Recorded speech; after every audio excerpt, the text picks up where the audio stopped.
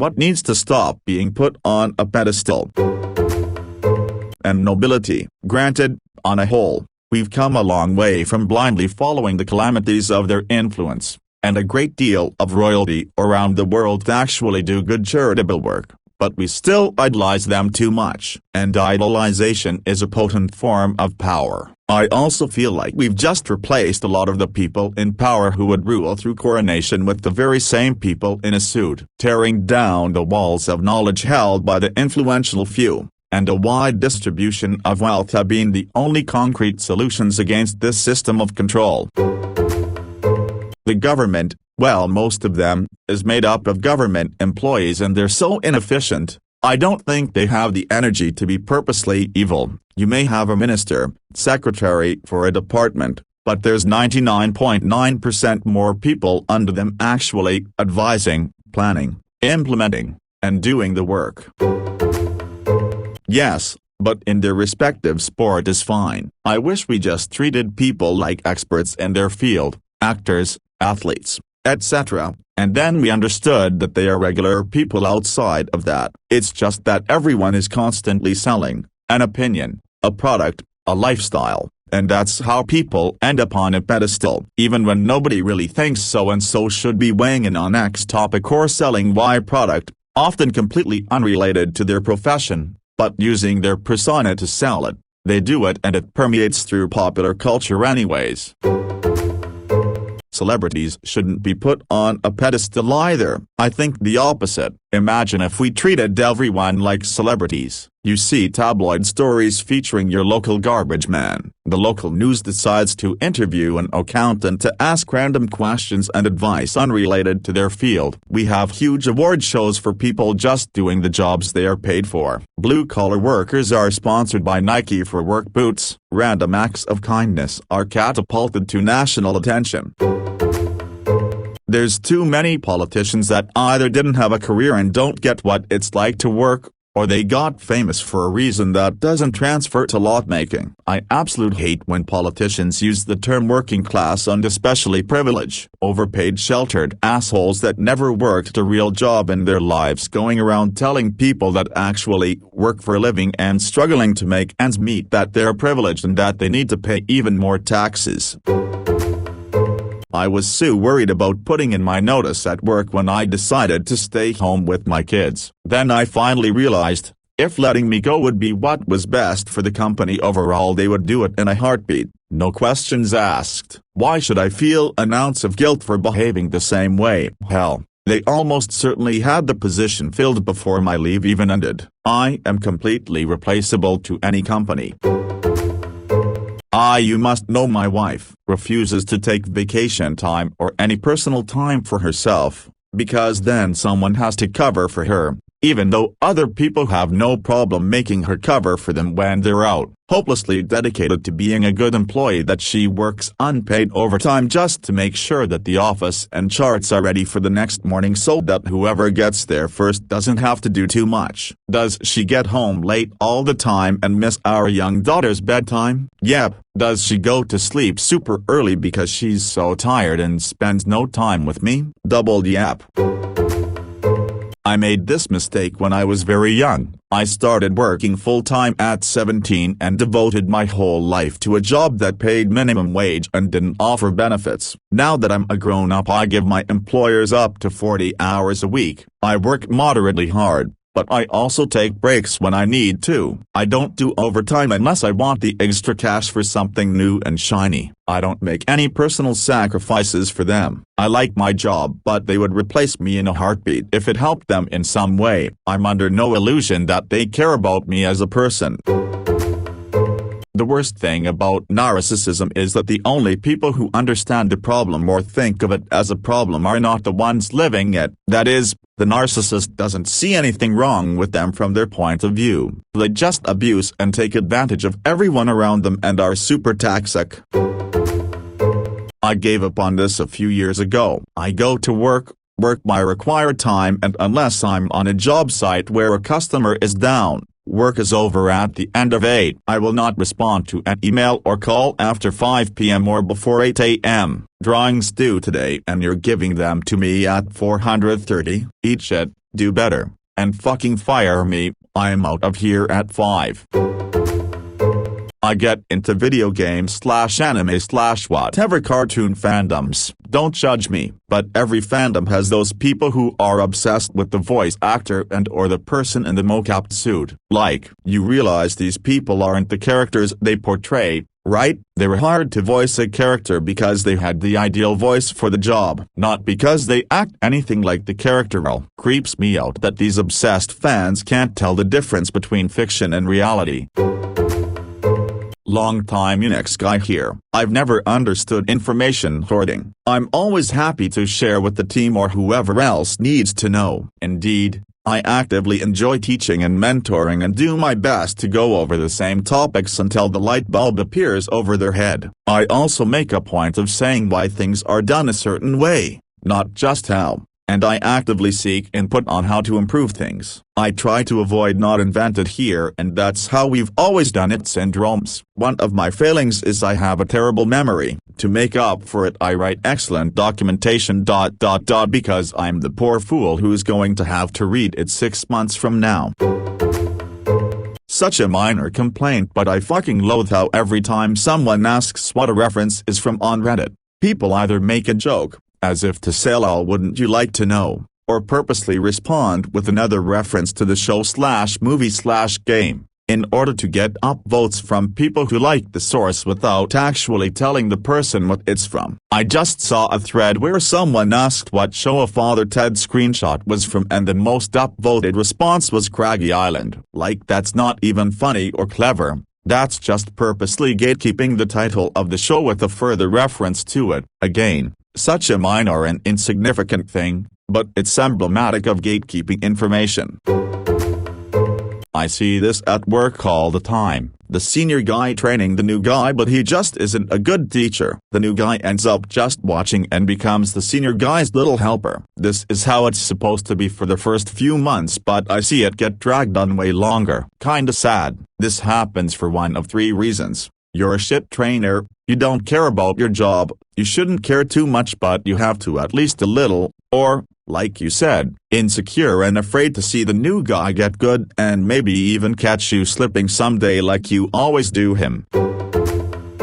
This reminds me of this great video of a deceased Japanese wood carver. https://b/ij9xjdac. The gentleman in the video talks about how difficult it was for him to learn, simply because the experts did not want to pass their techniques on to younger people. It was like privileged elders taken up to 12. They would hide their tools, would not work when people were over, and were so secretive. They didn't seem to realize that their art form was literally near dead, and if they wanted people to care at all they had to pass on their teachings. It should not take someone 60 years to learn something that's already been figured out. Furthermore, sports people are not heroes. Australia is very sports focused. It's very common for our media to coin sports stars as heroes. Hell, our biggest supermarket chain currently has collectible stickers of our Olympians called Aussie Heroes. So tone deaf, especially with the current circumstances in the world where people in medicine were risking their lives to keep everyone else safe. But yeah, someone who swims fast is the hero. As a vet, I wholeheartedly agree with this. There are some really shitty people in the military. Let me tell you about the one guy that swung a cat by his tail, hit its head on a door frame, then threw it into a burn pit while it was still alive because he wanted to. He thought it was funny. I don't know, but he 100% is no hero.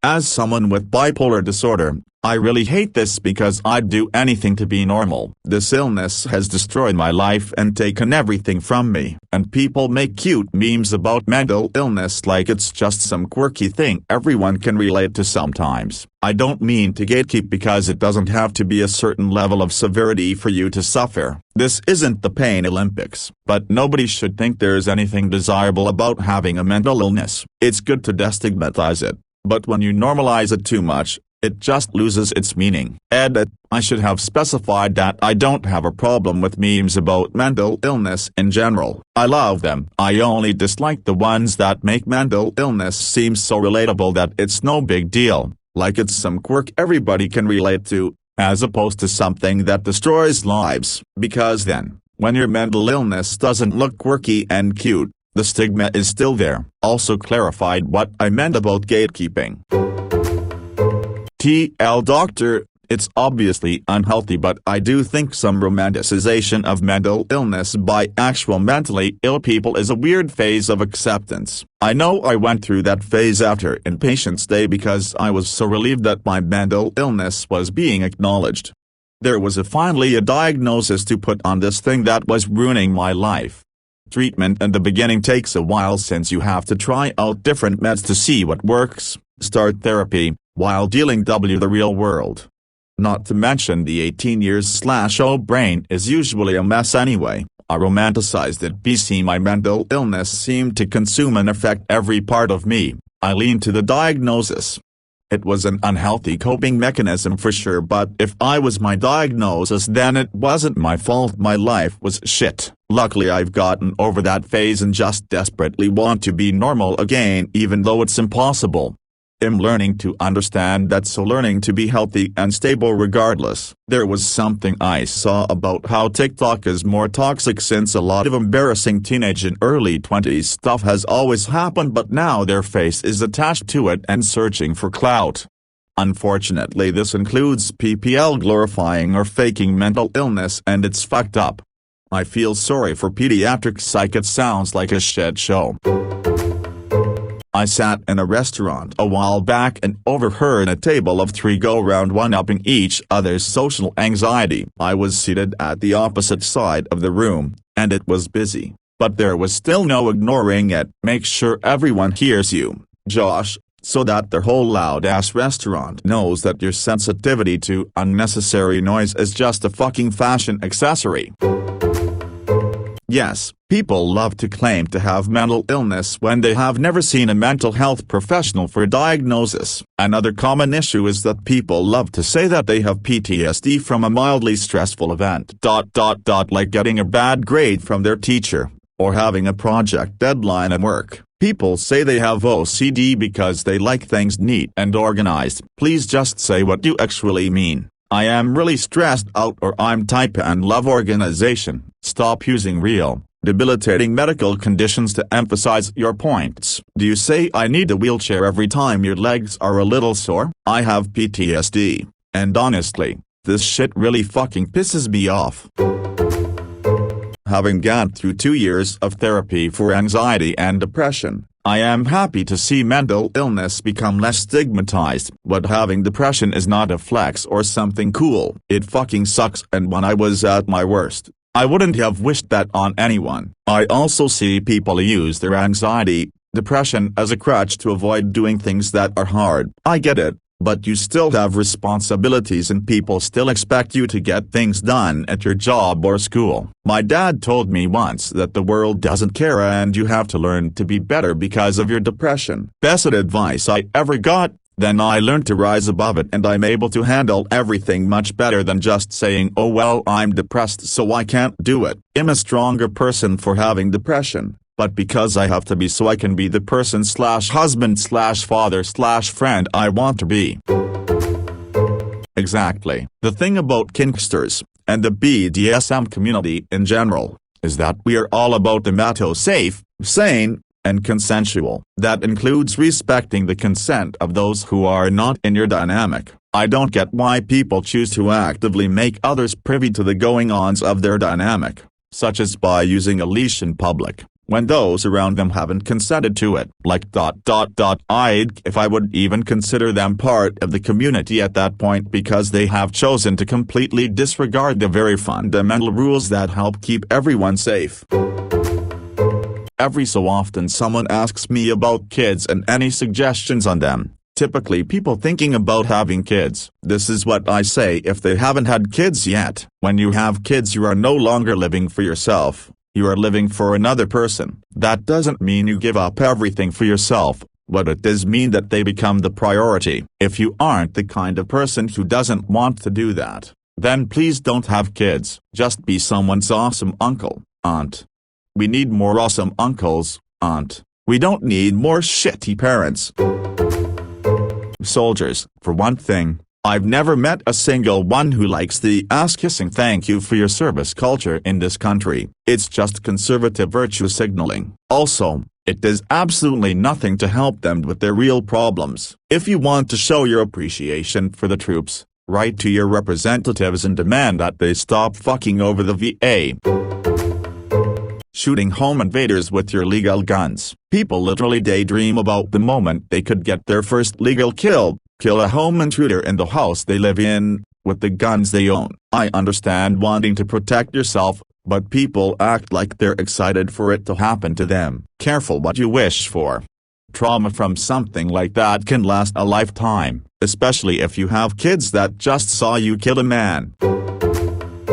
I hate to say it, but veterans. I know a guy who basically spent 2 years playing video games in Germany and now he gets discounts for the rest of his life and also gets to stand up and take a bow at public gatherings. My dad spent 2 years in literal combat against the Japanese and never got, or expected, the goodies and applause that veterans get now. All these extravagant billionaires, Richard Branson and Jeff Bezos, have fucked off to space. So, no reason why that should be everywhere all over the internet and the news. Elon Musk is only famous for being the cool guy billionaire, even though I can't honestly say I know what he does to deserve such constant praise. On the flip side, some people obsess about hating celebrities too much. I think the Kardashians fall in this category. The vast majority of the time I hear them mentioned, it's someone like you talking about how overrated they are. How about we all stop giving a fuck about things we claim not to give a fuck about? Are they probably horrible people who are unnecessarily worshipped in some circles? Maybe. Probably. I honestly don't know or care. They are genuinely inconsequential in my life and I am inconsequential in theirs. I'm pretty sure their fame only stems from people who talk about them. Good or bad, publicity is still publicity. Stop feeding the trolls. People who obsess over hating something, especially celebrities, are just as bad as those who obsess over loving them. Like, I promise Kim Kardashian doesn't know who you are and doesn't care whether you love or hate her. She's rich, famous, and living the dream. Regardless of whether she's a good person or not, she has better things to do than to worry about what random strangers think. Loving her doesn't make you look cool. Hating her doesn't make you look cool. Both just make you look crazy. It's virtue signaling and it's weird. Mothers, stay with me here. Mothers should be good to their children and most are. However, there is a section of all parents who are abusive or shitty, and the stigma, especially in custody courts, is that mothers can do no wrong. This becomes a problem when you are a single father fighting to protect your child from an abusive mother, when society and the court systems cannot grasp that pretty girls hurt children too and that abusers don't have a particular look or gender. Family. Don't get me wrong, family can be a blessing, but a blood tie doesn't excuse abuse or give the holder free rein to be a douche and keep getting invited to stuff. But their family, nah, they're assholes and I don't have time for that anymore. You'll regret it when they're gone. Nope, I'll be relieved BCZ that I won't have to put up with all the shaming from weaker members who haven't cut ties, and society is much more comfortable with dead relatives as opposed to just dead to me. People think it's harmless because it's a plant. It isn't harmless, especially when you're a teenager with a developing brain. Any psychoactive substance has the potential to influence brain development depending on the habits of the user. If a 14-year-old kid smokes every day of his life for 10 years, at 24 there's a chance he'll have the emotional capacity of a 14-year-old. Yeah, weed isn't a drug like many others that can turn you into a savage and even kill you. But it's still a drug that can easily be used as a crutch, causing someone who doesn't know any better to fall into a hole that can be hard to crawl out of. As someone who smokes at least every other night, agreed. The weird reverence around it doesn't help, and seems to be overcompensating for its demonization. Like, smoking's bad, inhaling smoke is bad. Just because I skipped tobacco and went to something else doesn't make it healthy.